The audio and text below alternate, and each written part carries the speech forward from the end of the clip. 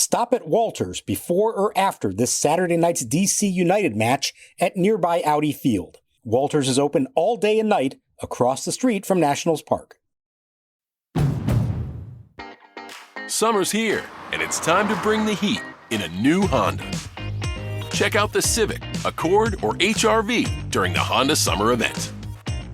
For a limited time, well-qualified buyers can get a 4.99% APR on a 2025 Civic or 2026 HR-V, or a 3.99% APR on a 2025 Accord.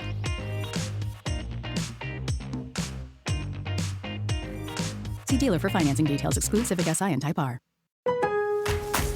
Now more than ever, Lowe's knows you don't just want a low price, you want the lowest price. And with our lowest price guarantee, you can count on us for competitive prices on all your home improvement projects. If you find a qualifying lower price somewhere else on the same item, we'll match it.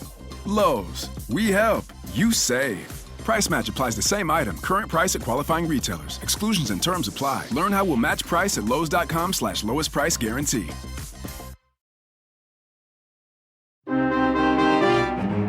Here's the pitch. McLean shows bunt, and he drops it down to Beauty, third base side. House, barehand pickup throw to first is down the line. They can run for a while now. Espinal will score. Friedel coming around third as Call picks it up. He'll stop there. Holding out at first is McLean. Lodolo takes a long look in. The left-hander winds, kicks, deals. 2-2 pitch is chopped up the middle. Two big hops fielded by Matt McLean, the second baseman. The throw to first in time. And Nick Lodolo has thrown the first shutout in his major league career. He blanks the Nationals on 4 hits and a 5-0 Reds win. And welcome to Nats Chat. I'm Al Galdi, host of the Al Galdi podcast. Mark Zuckerman is off for this installment of the show, but I'm pleased to be joined by the owner and executive producer of Nats Chat, Tim Shovers. And this installment of Nats Chat is brought to us by Window Nation. Don't miss Window Nation's biggest deal of the year. The deadline to get 50% off all window styles is the same as the MLB trade deadline, July 31st. Wednesday was the annual camp day at Nationals Park. Very nice gesture by the Nats, holding a game catering to area youth camp groups. But unfortunately, the Nats on Wednesday afternoon faced a starting pitcher who conducted a camp at their expense. He conducted a clinic. And the result was a shutout loss, a 5-0 loss to the Cincinnati Reds at Nationals Park on Wednesday afternoon. To prevent a 3-game sweep, the Nats in MLB's 2025 regular season now have suffered 8 shutout losses and now are 41-61. But good to have you with us. You can find us on X at Nats_chat. You can find us on Blue Sky at Nats Chat Podcast. You can email us, natschatpodcast@gmail.com, including if you would like to sponsor the program. So the Nats do remain without a sweep of a series that consists of at least 3 games since the middle of May, that 3-game sweep at the Orioles. Tim, we thought that we might get a sweep with this game on Wednesday afternoon, and Michael Soroka did pitch well. More on him in a bit, but Nick Lodolo humbled the Nats and humbled them quite mightily in this game. That he did. I think it's rather appropriate that on a day that Eric Fetty was DFA'd by the Cardinals in the same year in which he had a complete game shutout at Nationals Park against his old team, that someone else does that trick to the Nationals.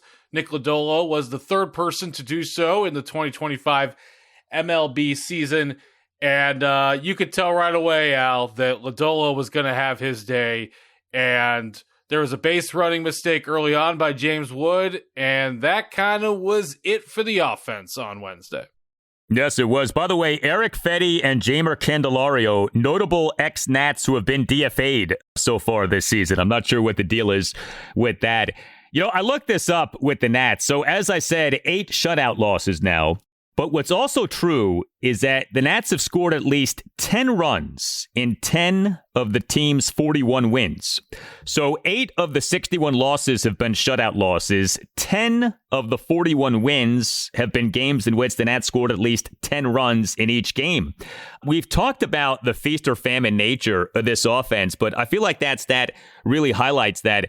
You never know with this offense on a given day what you're going to get. And the nice thing is you could get greatness. And we have seen this offense at times not just be good, but be great. But we also have seen this offense just get completely shut down, as was the case on Wednesday afternoon. Yeah, that's definitely been a season-long trend. What's bizarre about this one specifically, though, is that in May, the Nats roughed up Lodolo in Cincinnati. So he's pitched well this year. His ERA is just north of 3, so this isn't a bad pitcher by any means. So first time they got to him, second time he had his way with them. But yeah, Al, I don't know what it is. It's almost like it's one of the more contagious, infectious offenses I've ever seen, where they're so in sync, but unfortunately, they're often out of sync together. Yeah, and I'm always reluctant to go down the path of like hitting is contagious, but if you do want to make that argument, the 2025 Nats give you a pretty good case to look at, because it does feel like when one guy's on, multiple guys are on, and the offense is rolling, and then you get a game like this. I mean, the Nats scored 16 runs over the first 2 games of this series, scored 0 runs in Game 3 of this series. The Nats in this game on Wednesday afternoon, no runs, a mere 4 hits, no walks, 0 for 2 with runners in scoring position, the 4 hits, a double, and the 3 singles. Like we've been saying, just not a lot happening against Nick Lodolo. He tossed a 4-hit shutout with 8 strikeouts versus no walks. Lodolo threw 105 pitches, 76 strikes, 29 balls. Nats interim manager Miguel Cairo, during his post-game press conference, really didn't have much in the way of answers for what happened in this game other than Lodolo was just really good. And the Nats hitters in this game were not particularly good. This offense, it goes without saying, it so needs to be better. And the offense this season has been about 2 guys. That's it, James Wood and C.J. Abrams. Nobody else has had what you would call a quality offensive season. I mean, Ahmed Rosario in part-time playing has been productive, but you can't count him because he hasn't been a full-time player. But in terms of your regulars, only Wood and Abrams have had good seasons. And you just can't function like that offensively with just 2 regulars having good seasons. You need more than that. You're not going to get 5 or 6 guys having great seasons, but you need at least 3 or 4 guys having at least decent seasons. And that the Nats only have 2 guys who are having good seasons or even just decent seasons has been the problem throughout this year. I get that Josh Bell has been better lately, but that doesn't erase all of the struggles from earlier this year. And I think of all of the Nats' problems, and there are many right now, I do think the offense is right at or at least near the top of the list in terms of this team needing more offensive firepower. And hopefully it comes from the growth and development of guys like Dylan Cruz and Brady House. But the offense is an issue. This team cannot be so reliant on James Wood and C.J. Abrams next season. Something has to change in that regard. Definitely need more sticks in the middle of the lineup. You talked about Miguel Cairo, Al. I listened to his post-game press conference. I'll be frank, I could have done with a little more fire from Cairo because this is a little too commonplace this year. And in terms of getting, a complete game shutout in this era of MLB, which is quite rare. And he seemed rather accepting of it and rather, oh, well, and we'll get him on Friday. And it's like, that makes me feel like you're just playing out the string for a final 60-plus games of the year. And I believe that there is a path to winning in 2026 still. And I would like to hear a little more accountability. And yes, they won 2 games in a row, so maybe this wasn't the exact day to do it. But I don't want to keep hearing, we were out there today and we'll get them next time. Like I could do without that. So sometimes you just got to take it and move on and enjoy the day off tomorrow and go back to against the Twins. Miguel Cairo is Davey Martinez 2.0. I've been saying that, and I just still think that. And every time I listen to Cairo speak, I am furthered in that line of thinking. And, we get it. I mean, Cairo is a friend of Davey Martinez. Cairo was Davey Martinez's bench coach. I think what's interesting, though, is this. Like, you get an opportunity like this, interim manager, it is a chance to put your stamp on things. And I don't really get that sense with Miguel Cairo. I mean, I think the thing that would stand out that is different from Davey is that Cairo's bullpen management has been such to where he, as we have been talking about, is using a lot of relievers in shorter bursts. And I think there is a strategy behind that. But when it comes to how Cairo is addressing reporters, what Cairo is saying before and after games, I mean, it's almost like he's reading from a script that was written by Davey Martinez. Mike DeBartolo is speaking in his own voice and is speaking in a way that really does contrast with the way that Mike Rizzo was talking. You're not getting that from Miguel Cairo. And, I guess that's just the way Cairo is, and that's fine. You have to be who you are. I understand that. But yeah, there is a lot of Davey Martinez and Miguel Cairo. So bad offense for the Nats in this game, but one of the Nats position players made one of the plays of this Nats season. Here's the pitch. Swing a blast to right center field and deep. Young back, warning track, at the wall, leaps, he climbs the wall, and he caught it! He caught it! Young robs him of a home run. He goes over the low center field wall and brings it back. He stole one from Benson. What a catch by Jacob Young, and the inning's over. Jacob Young. He is the Nats starting center fielder and number 9 batter, went 0 for 3, but he in the top of the 8th made a sensational defensive play. A leaping home run robbing catch of a 2-out first pitch flyout by Will Benson with a runner on third, and the Nats down 3-0. And what Young did on this play really was impressive.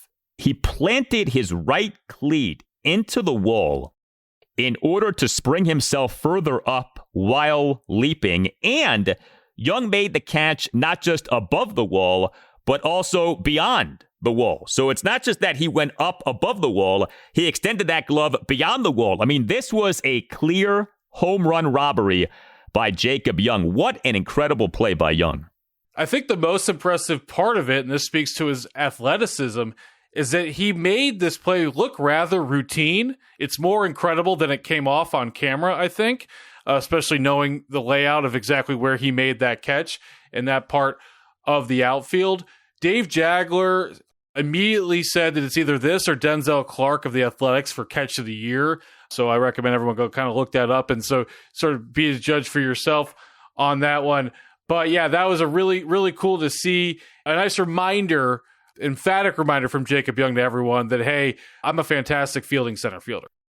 He absolutely is. I mean, the Nats overall, as we have discussed, are not a good defensive team, but Young is a very good defensive center fielder. He for this regular season as of games through Tuesday, so this does not include his work on Wednesday afternoon.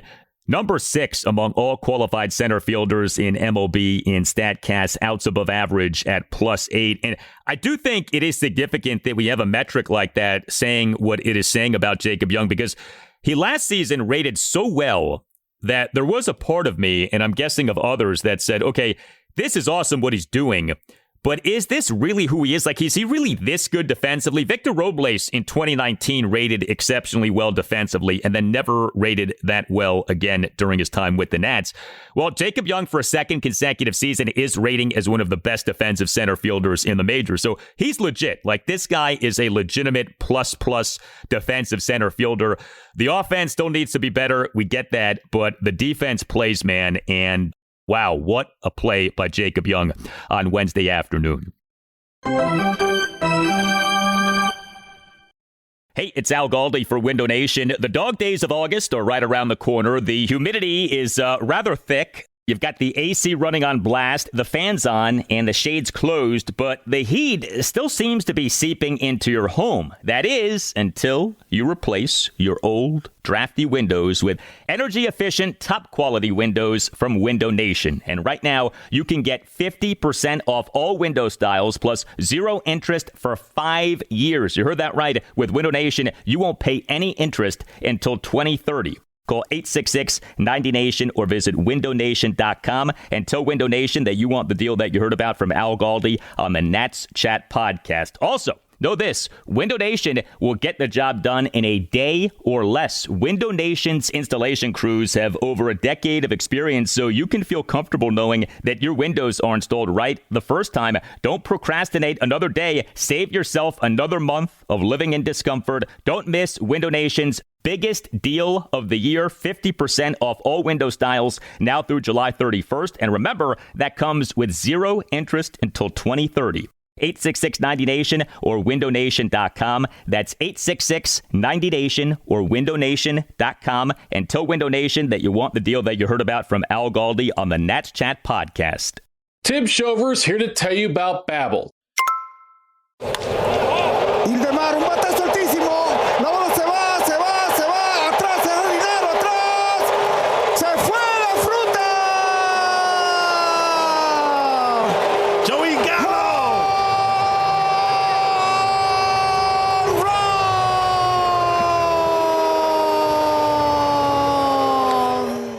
If you want to know what Luciano and Gustavo are saying on the broadcast on calls such as this one, then check out Babbel. And here's their special offer for Nats Chat listeners.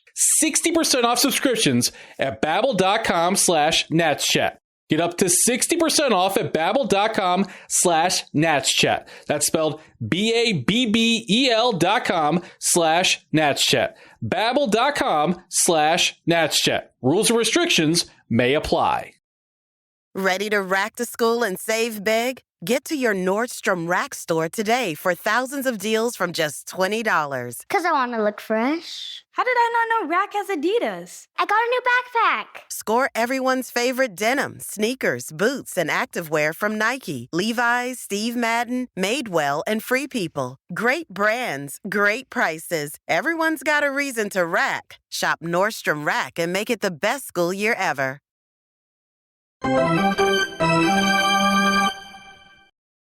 Here it is, swinging a line drive up the middle. That's a base hit. De La Cruz waved around third. He will score. Young's throw to second base, and it's 1-0 Cincinnati on Fraley's RBI single. So the Nats starting pitcher in this 5-0 loss to the Reds on Wednesday afternoon was Michael Soroka in what to me was a pretty big start for him in terms of his trade value. So we know that the Nats are sellers regarding the 2025 MLB trade deadline, which is coming up Thursday, July 31st at 6 p.m. Eastern. Soroka is a veteran on a one-year contract, although he is still fairly young. This is only his age 27 season, and he has had this odd season in which the ERA is bad, but the whip and strikeout rate are good. Well, Soroka on Wednesday afternoon overall was good, even though his velocity was down for a second consecutive start. Soroka allowed 1 run in 5 2/3 innings with 6 strikeouts. He gave up just 2 hits, both of which were singles. What was odd was that his control at times was not good. He issued 3 walks. He issued 3 hit-by pitches, but the run prevention was there, and the strikeouts were there. He threw 88 pitches, 50 strikes, 38 balls. And so you look at Soroka now for this regular season, 15 starts, ERA of 4.85, but a whip of 113, and a strikeouts per 9 innings of 9.58.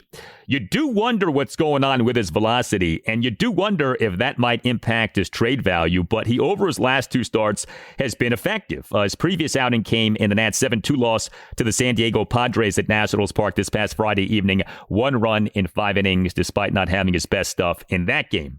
How are you feeling now about Michael Soroka as a trade chip? Do you think that the Nats will deal him prior to the deadline? I'm feeling good about it. I think that he is someone's 5th starter, and I think for some teams, even some competitive teams, even higher than that. It wouldn't surprise me at all if Michael Soroka was starting Game 4 of someone's LDS. I think the Brewers could use Soroka, and they have the best record in all of baseball, just to cite one example right there. It's either this or in Houston next week, just before the trade deadline. It's his final chance to sort of audition himself before the trade deadline. I think one thing as well, Al, one way that could help Soroka on the trade market is, oddly enough, I think Patrick Corbin's performance this year, in that Corbin's ERA is below 4, and I think some of the peripherals are similar for Corbin as to past years, but the Rangers have a better defense, especially infield, I believe. And so I think sort of that logic could be applied to Soroka, that on a different team with better defense, he'd have a much lower ERA. I think there's a real market for him out there. It'll be so interesting to see how many of the Nats trade chips do end up getting dealt before the trade deadline. We're not assuming anything. It does seem as if the Nats are not going to do something drastic like trade starting pitcher Mackenzie Gore. You never say never. And right now, I think you have to be open to anything in terms of what could happen, but you don't get the sense that that is going to happen. And so when you look at the obvious trade chips for the Nats, guys who are on expiring contracts, Michael Soroka, Kyle Finnegan, Josh Bell, Ahmed Rosario, how many guys do you think end up being traded? Because you can make the argument that the Nats are about to make, 3, 4, 5 deals in the lead up to this deadline. But you also could very easily say, these guys are not having great seasons. And so it could end up being an underwhelming sell-off. It could end up being like 2 trades, maybe even just 1 trade. What do you think? If I set the over-under 2.5 in terms of players dealt by the Nats in the lead up to this deadline, are you going over or under? I'm going to take the over, Al, and I'm going to be rather confident in that. There are, to me, 4 deals that the Nationals will make. I think they will trade Soroka, Bell, Finnegan, and Rosario. Regardless of trade market, I think Mike DeBartolo will get whatever he can for them.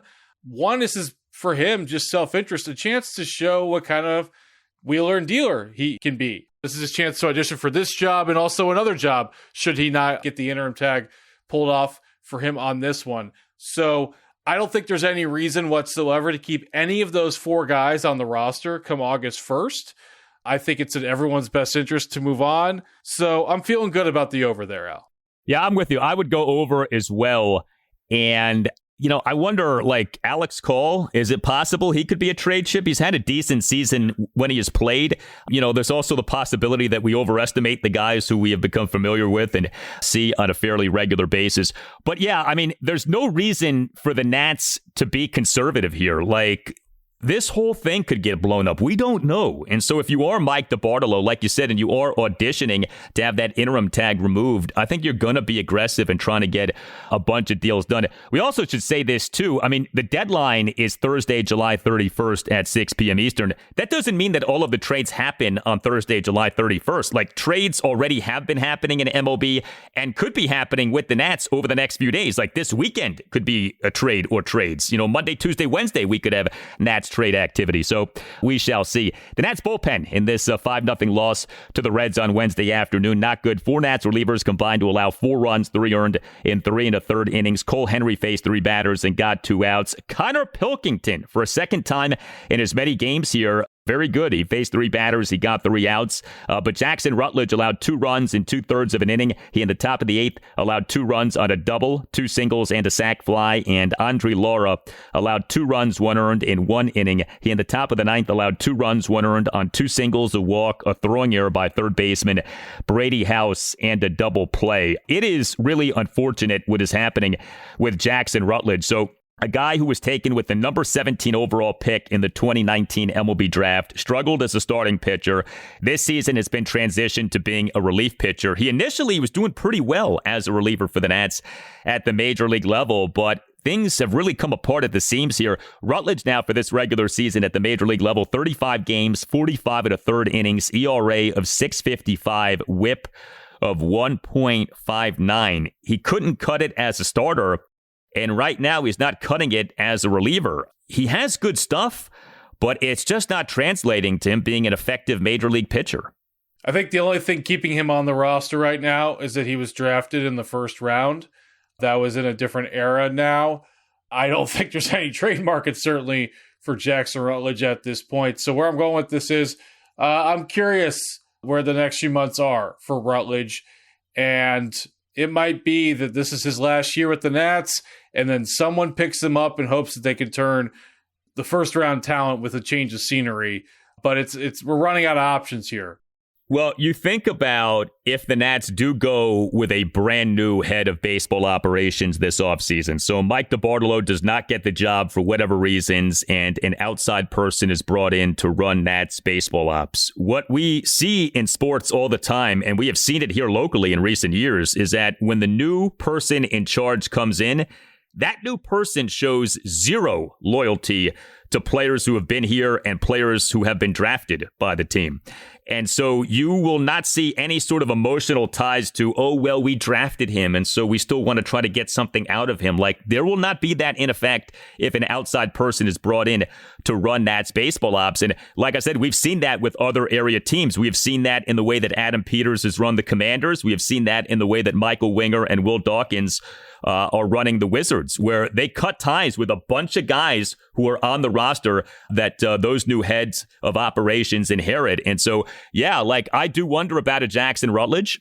I wonder about a K-Bit Ruiz. Now, I know he's under contract, but if a new head of baseball ops comes from an external place, it may well be that Ruiz isn't the Nats' number 1 catcher anymore, that the new head of baseball ops comes in and says, I didn't sign this guy to this contract extension. I'm not impressed with what I've seen here. We're going with somebody else as our new number 1 catcher, and K-Bird will have to fight to be the number 2 catcher on the major league roster. That kind of a thing. So I think if you're a Nats fan, you got to open your mind to this, if you haven't yet, of there could be not just only a lot of change, but there could be a lot of new interpretation of what this team has, depending on who is running baseball operations moving forward. Absolutely. And you just brought up one of the most important orders of business for this offseason, and that's catcher, and not to get too far into that. But a reminder that July 8th, I believe, Keibert Ruiz was returned to the concussion list, and we're getting to late July, and we haven't heard any sort of update. So every day, every week that goes by on that front, that's just a developing situation there. Yeah, I hope he's doing well. You know, I don't want to bash Keibert Ruiz too hard here because it's a little scary that he had to go back on the concussion injured list. But, you know, beyond the injury, there is the concern with where he is at as a player. And, you know, if/when he comes back this season, will he be, you know, fully equipped to be his best self? Or is there going to be a transition period where, you know, he's got to get reacclimated to being a catcher and to standing in that batter's box, given that he has had multiple stints now on the concussion injured list? Again, we wish him the best. So no game for the Nats on Thursday. Next up for them is a 6-game road trip beginning with a 3-game series at the Minnesota Twins. Game 1 Friday night at 8:10. Mackenzie Gore will be the Nats starting pitcher. Game 2 Saturday night at 7:10, Mitchell Parker will be the Nats starting pitcher. And Game 3 Sunday afternoon at 2:10, Jake Irvin will be the Nats starting pitcher. You can find us on X at Nats_chat. You can find us on Blue Sky at Nats Chat Podcast. You can email us, natschatpodcast@gmail.com. And we have a website you can check out too, natschatpodcast.com, in which you can purchase a Nats Chat Podcast t-shirt. All Nationals radio highlights on Nats Chat are courtesy of 106.7 The Fan. For Tim Shovers, I'm Al Galdi. We thank you for listening, and we'll talk to you next time on the Nats Chat Podcast. Just when you go back there, you hope you have a chance, and it just worked out where the ball was just close enough to be able to reach over and grab it.